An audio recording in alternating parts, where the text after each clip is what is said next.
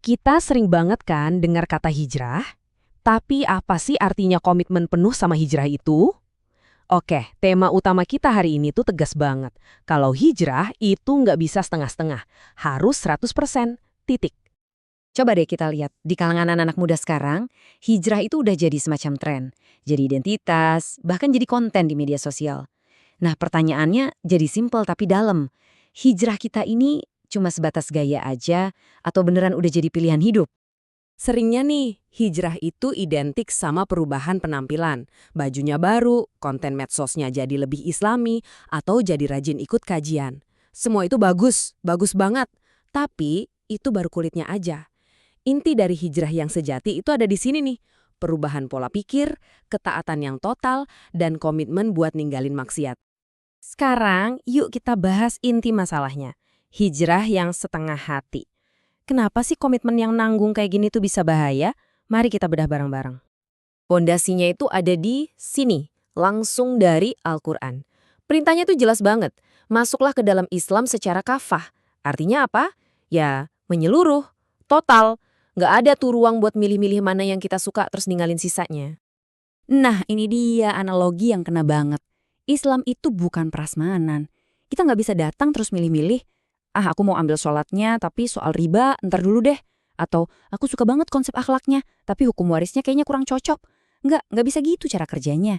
Islam itu satu paket utuh. Gejalanya sering banget kita lihat, atau jangan-jangan kita sendiri ngalamin. Sholatnya rajin, tapi urusan riba masih dianggap enteng.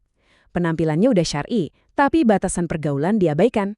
Suka ikut kajian, tapi nolak kalau hukum Islam dijadiin solusi hidup. Nah, kontradiksi-kontradiksi kayak gini nih, ini tanda hijrah yang belum tuntas. Al-Quran negur kita lagi loh, kali ini dengan pertanyaan yang celep banget.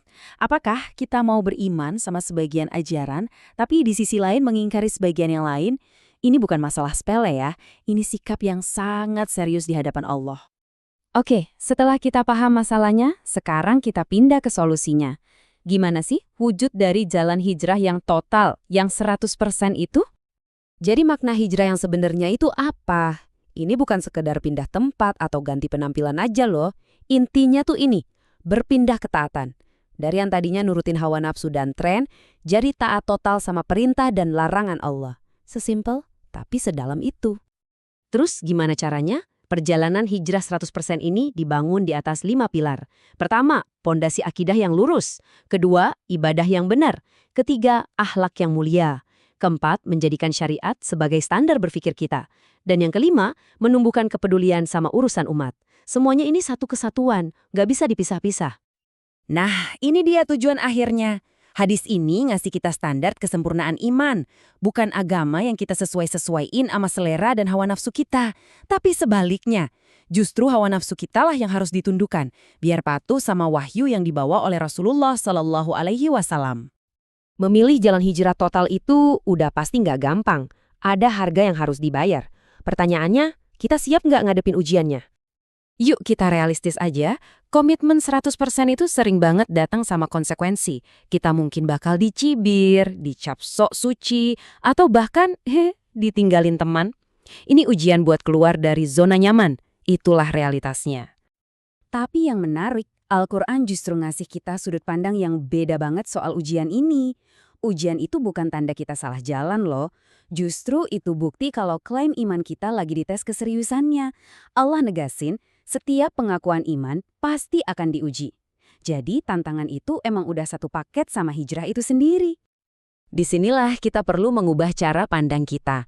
Pemuda yang hijrah total itu bukan objek yang pasif. Justru sebaliknya, sejarah udah buktiin kalau pemuda itu adalah motor dan agen perubahan yang sebenarnya, yang punya energi dan idealisme buat mendobrak keadaan. Allah sendiri loh yang memuji para pemuda di Al-Quran. Kisah Ashabul Kahfi itu contoh abadi tentang sekelompok anak muda yang berani punya prinsip dan gak mau kompromi, bahkan saat ngelawan penguasa yang zolim. Iman mereka yang total itu dibales sama Allah dengan tambahan petunjuk. Ini inspirasi yang luar biasa banget. Dan inilah puncaknya, deklarasi totalitas seorang muslim. Bahwa sholatku, ibadahku, seluruh hidupku, bahkan matiku, itu semua cuma buat Allah semata. Gak ada lagi ruang untuk yang lain. Inilah yang namanya komitmen 100%. Sebagai penutup, mari kita semua merenung. Untuk apa sih kita berhijrah? Apakah cuma untuk menenangkan diri sendiri, biar kita merasa aman secara pribadi? Atau apakah hijrah kita ini adalah langkah awal untuk jadi agen perubahan yang bisa memperbaiki keadaan? Jawaban kita atas pertanyaan inilah yang bakal nentuin kualitas hijrah kita yang sesungguhnya.